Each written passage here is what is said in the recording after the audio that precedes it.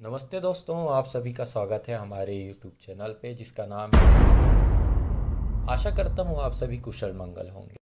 चलिए कहानी में आगे बढ़ते हैं। यह कहानी शुरू होती है केरला के कोट्टयम नामक स्थान से।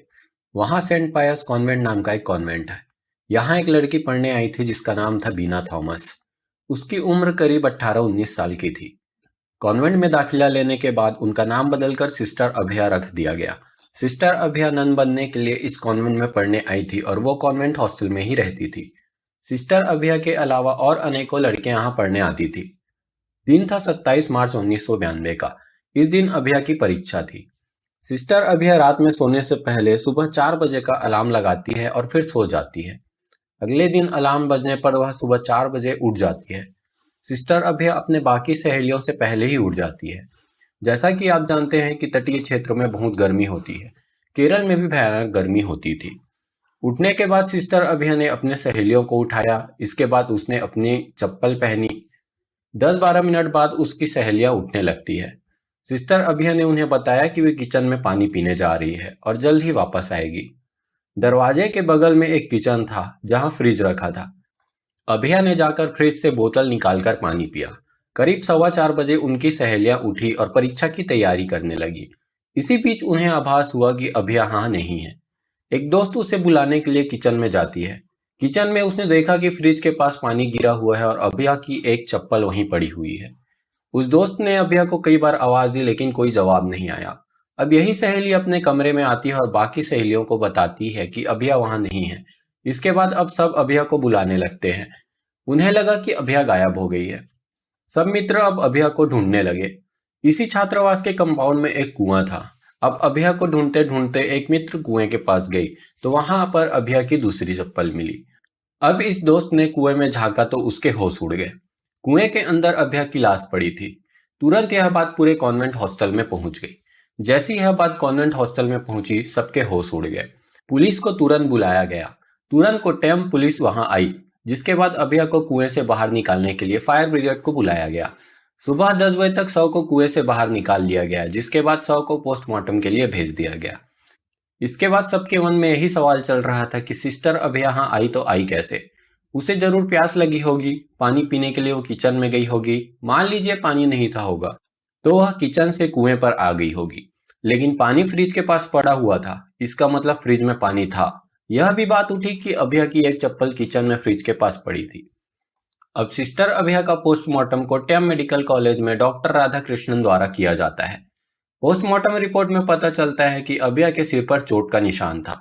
दाहिनी तरफ का कंधा भी छिल गया था और पीछे की तरफ खरोच का निशान था, लेकिन यौन शोषण के कोई निशान नहीं थे। स्थानीय पुलिस ने जांच की और अपनी रिपोर्ट जारी की। उन्हें इसमें कुछ भी संदिग्ध नहीं लगा। उन्होंने बताया कि सिस्टर अभया की मौत कुएं में डूबने से हुई है और उसके शरीर पर जो चोट के निशान थे वह सिर्फ एक हादसा था। कॉन्वेंट की कोई भी नन इसे स्वीकार नहीं कर रही थी। इसका कारण यह था जिस प्रकार से यह हादसा हुआ था। जब फ्रिज में पानी था तो अभया कुएं पर जाएगी ही क्यों? कैसे उसकी एक चप्पल फ्रिज के पास चली गई और दूसरी चप्पल कुएं के पास? आत्महत्या का भी कोई चांस नहीं था, क्योंकि अगर उसे कुएं में कूदकर ही आत्महत्या करना होता तो दोनों चप्पल पहन के जाती या फिर दोनों चप्पल कुएं के पास उतार देती। क्राइम सीन को देखकर ऐसा लग रहा था कि किसी ने अभया को किचन से खींचकर कुएं में फेंक दिया हो। पुलिस की रिपोर्ट कॉन्वेंट की ननों के लिए संतुष्ट नहीं थी, इसलिए लगभग 67 ननों ने मिलकर एक पत्र लिखा, उस पर हस्ताक्षर किए और केरल के मुख्यमंत्री को भेजा। पत्र में लिखा था कि इस केस की जांच ठीक से नहीं हो रही है, इस केस को सीबीआई को ट्रांसफर किया जाना चाहिए। केरल सरकार ने पत्र को स्वीकार कर लिया, लेकिन मामला सीबीआई को देने के बजाय केरल की क्राइम ब्रांच को सौंप दिया गया। मामला मार्च 1992 में हुआ था और अप्रैल में मामला स्थानीय पुलिस से क्राइम ब्रांच को ट्रांसफर कर दिया गया था। इसके बाद जनवरी 1993 में क्राइम ब्रांच ने अपनी रिपोर्ट दी, जिसमें क्राइम ब्रांच ने भी यह कहा कि सिस्टर अभया की मौत कुएं में डूबने से हुई है और यह एक आत्महत्या का केस है। हालांकि इससे किसी को भी संतोष नहीं हुआ था। क्राइम ब्रांच पर सिस्टर अभया केस के सबूतों से छेड़छाड़ करने और जबरन इसे आत्महत्या बनाने का आरोप था, जबकि यह आत्महत्या नहीं बल्कि हत्या थी। उस दिन यानी 27 मार्च को सुबह 4 बजे एक चोर कॉन्वेंट में चोरी करने गया था। चोरी का समय करीब 3 से 5 बजे के बीच का था, क्योंकि इस समय लोग गहरे नींद में होते हैं। चोर ने उस समय एक अजीब चीज देखी। कॉन्वेंट की एक नन और 2 फादर साथ में थे। सुबह 4 बजे का समय और ऐसी चीज बहुत परेशान करने वाली थी, क्योंकि पादरियों का डिपार्टमेंट दूसरी तरफ था। उनका यहाँ कोई काम भी नहीं था और वह भी सुबह के 4 बजे तो बिल्कुल नहीं। इसी बीच सिस्टर अभया की एक सहेली का भी कहना था कि उसने भी तीनों को आधी रात में देखा था। सिस्टर अभया ने भी एक बार बताया था कि उन्होंने भी इन तीनों को आपत्तिजनक हालत में देखा था। हो सकता है कि इस बार भी अभया ने वही देखा हो। जब उन तीनों की नजर अभया पर पड़ी तो उन्होंने पकड़े जाने के डर से उसकी हत्या कर दी हो और कुएं में फेंक दिया हो। केरल के क्राइम ब्रांच द्वारा भी मामले में कुछ नहीं हुआ। इसके बाद 1993 में केरल सरकार ने इस केस को सीबीआई को सौंप दिया। अब इस केस को पूरे 1 साल हो चुके थे, लेकिन किसी को भी कुछ हाथ नहीं लगा था।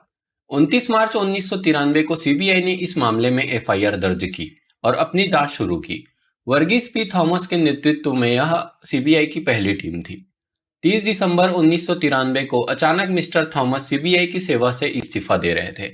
हालांकि उनकी सेवानिवृत्ति के अब भी लगभग 7 साल बचे थे, लेकिन इसके बावजूद भी उन्होंने इस्तीफा दे दिया। 19 फरवरी 1994 को मिस्टर थॉमस ने केरल के कोच्चिन में एक प्रेस कॉन्फ्रेंस बुलाई, यह समझाने के लिए कि उन्होंने सीबीआई से इस्तीफा क्यों दिया। वे कहते हैं कि सिस्टर अभया की मौत को आत्महत्या बनाने के लिए कोच्चिन यूनिट के सीबीआई सुपरिटेंडेंट द्वारा उन पर और उनकी टीम पर दबाव डाला जा रहा है, लेकिन उन्हें लगता है कि यह एक हत्या है। थॉमस ने उनकी बात मानने से इनकार कर दिया और इसलिए वह अपनी सेवा से इस्तीफा दे रहे हैं। इस प्रेस कॉन्फ्रेंस के बाद सिस्टर अभया का मामला पूरे देश में आग की तरह फैल गया। मामला इतना बड़ा हो चुका था कि इस मामले में केरल राज्य विधानसभा में बात हुई और संसद में भी बहस हुई। इसके बाद केरल हाईकोर्ट ने एक याचिका दायर की गई।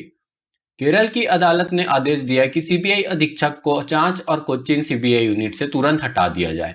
3 जून 1994 को केरल राज्य के सभी सांसदों ने सीबीआई निर्देशक को एक याचिका भेजी, जिसमें अधीक्षक को हटाने की मांग की गई थी। सीबीआई कोर्ट के आदेश और सांसदों की याचिका को सुन लिया गया। 1993 में सीबीआई की टीम ने अपनी जांच शुरू की। अब 7 अप्रैल 1995 का दिन आ जाता है और इस दिन डमी एक्सपेरिमेंट किया जाता है। इसमें सिस्टर अभया की पूरी फुल सीज बॉडी की एक डमी ली गई और उसी डमी को कुएं में फेंककर अपराध को फिर से रचा गया। 17 अप्रैल को इस टेस्ट की रिपोर्ट सीबीआई को भेजी जाती है। इस डमी में वे सभी चोटें थी जो डूबने से हो सकती थी, लेकिन इस पर कुछ संदिग्ध चोटें भी आई थी। डॉक्टर ने अपनी रिपोर्ट में कहा कि मर्डर एंगल को नजरअंदाज नहीं किया जा सकता। उधर सीबीआई भी अपनी जांच कर रही थी। सिस्टर अभया के दोस्त और चोर अधका राजा ने 3 लोगों का नाम लिया था जिन पर उन्हें शक था कि वे अभया की मौत के पीछे हो सकते हैं। वो सस्पेक्ट थे सिस्टर सैफी, फादर थॉमस कोट्टूर और फादर जोस प्रोथिकियल। डमी टेस्ट के बाद बताया गया कि यह मर्डर भी हो सकता है। इसके बावजूद किसी की गिरफ्तारी नहीं हुई। चूंकि किसी की गिरफ्तारी नहीं हुई थी, इसलिए 27 नवंबर 1995 को एक्शन काउंसिल ने कोचीन में सीबीआई कार्यालय के सामने विरोध प्रदर्शन किया। 1 जुलाई 1996 को एक्शन काउंसिल ने केरल उच्च न्यायालय में एक याचिका दायर की कि सीबीआई अपनी जांच ठीक से नहीं कर रही है। इसके बाद कोर्ट ने सीबीआई को सिस्टर अभया मामले की रिपोर्ट पेश करने के लिए 3 महीने का समय दिया। किसी के भी द्वारा इस मामले से जुड़ा कोई भी पुख्ता सबूत देने पर सीबीआई ने 3 लाख रुपए का इनाम रखा था, लेकिन इसके बावजूद सीबीआई को कुछ हाथ नहीं लगा। 29 नवंबर 1996 को टीम ने अपनी रिपोर्ट सीबीआई को सौंपी। इसमें लिखा था कि हम यह पता नहीं लगा सके कि यह हत्या है या आत्महत्या। कोर्ट ने इस रिपोर्ट को खारिज कर दिया और उसके बाद यह मामला अब सीबीआई की दूसरी टीम को सौंप दिया गया। 9 जुलाई 1999 को यह टीम भी अपनी रिपोर्ट पेश करती है, जिसमें लिखा था कि हमें लगता है कि यह हत्या है, लेकिन हमारे पास इसे साबित करने के लिए कोई सबूत नहीं है। इस रिपोर्ट को भी सीबीआई कोर्ट ने खारिज कर दिया और अब यह केस सीबीआई की तीसरी टीम को दिया जाता है। 2005 में तीसरी टीम ने भी अपनी फाइनल रिपोर्ट सीबीआई कोर्ट को भेज दी। उसमें लिखा था कि सिस्टर अभया की मौत के पीछे किसी का हाथ होने का कोई सबूत नहीं है। सीबीआई कोर्ट ने इस रिपोर्ट को भी खारिज कर दिया और फिर से जांच करने का आदेश दिया। अब सीबीआई की चौथी टीम बनी।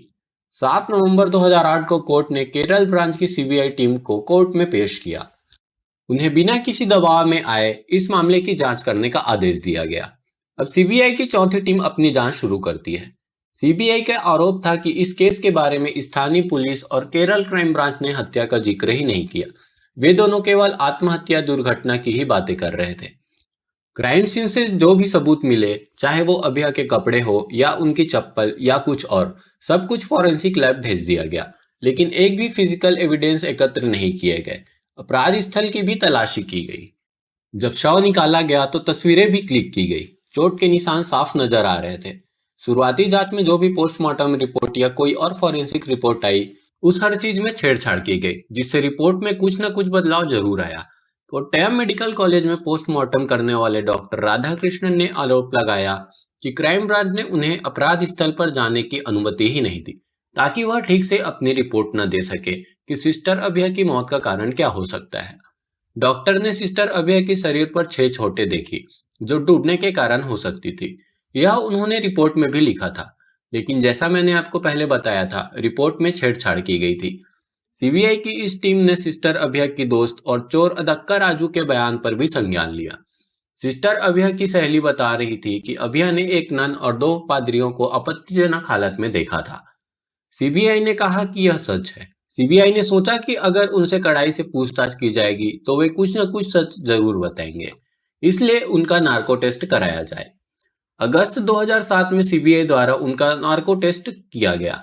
नार्को टेस्ट एक ऐसा टेस्ट है जिसमें संदिग्ध को सख्त मात्रा में दवा दी जाती है, जिसके बाद वह पूरे होश में नहीं होते।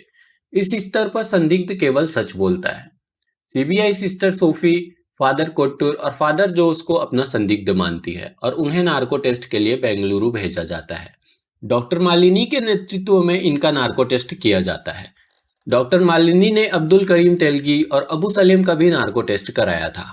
नार्को टेस्ट के वीडियो को 3 सीडी में स्टोर किया गया था, क्योंकि तीनों संदिग्धों का अलग अलग से परीक्षण किया गया था।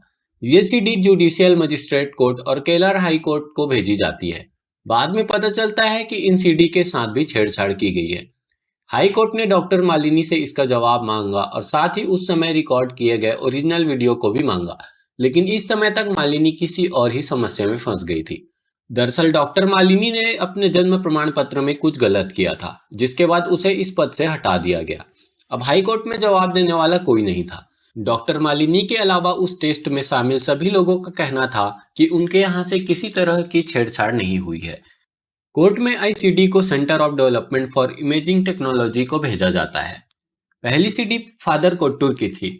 उनकी रिकॉर्डिंग 32 मिनट 50 सेकंड की थी और इसे 30 बार एडिट किया गया था। दूसरा फादर जोस का था, जो 40 मिनट 55 सेकंड की रिकॉर्डिंग थी और इसे 19 बार एडिट किया गया था। और तीसरी सीडी सिस्टर सोफी की थी। सीडी 18 मिनट 42 सेकंड लंबी थी और इसे 23 बार एडिट किया गया था। कोर्ट ने सीबीआई को 10 दिनों के भीतर ओरिजिनल सीडी खोजने का आदेश दिया। ये सीडी सील बंद लिफाफे में थी और केवल अधिकारी को ही इसे खोलने का अधिकार था। लेकिन पता नहीं यह सीडी केरल के एक स्थानीय चैनल पर कैसे प्रसारित हो गई।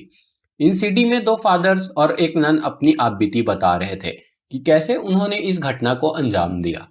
वे बताते हैं कि 27 मार्च 1992 की सुबह 4 बजे सिस्टर अभया की नींद खुली। उस समय बहुत गर्मी थी और उसे प्यास लगी थी। वो किचन में पानी लेने गई। फ्रिज खोलकर उसने पानी पिया।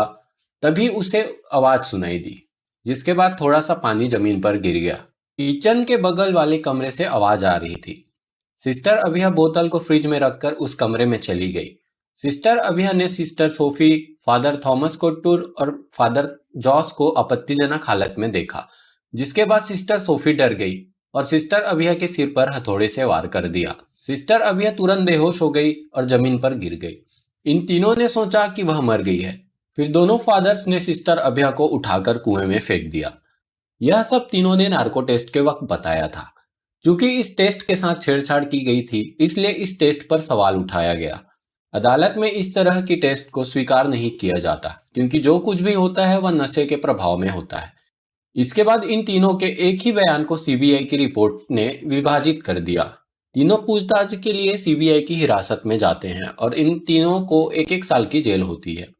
2009 में तीनों जमानत पर बाहर आ जाते हैं। फादर जोस को मामले से बरी कर दिया गया था। 2019 में पहली बार सिस्टर सोफी और फादर थॉमस कोट्टूर का ट्रायल सेशन कोर्ट में शुरू हुआ। इसमें चोर अदक्का राजू भी गवाह के तौर पर शामिल होता है। सीबीआई कोर्ट ने 22 दिसंबर 2020 को सिस्टर सोफी और फादर कोट्टूर को उम्र कैद की सजा सुनाई। साथ ही उन पर 5-5 लाख रुपए का जुर्माना भी लगाया। सीबीआई कोर्ट ने कहा कि राजू के बयान को मुख्य बयान माना जा रहा है। और यह थी आज की पूरी कहानी। आशा करता हूँ आप सबको कहानी पसंद आई होगी। मिलते हैं अगले कहानी में।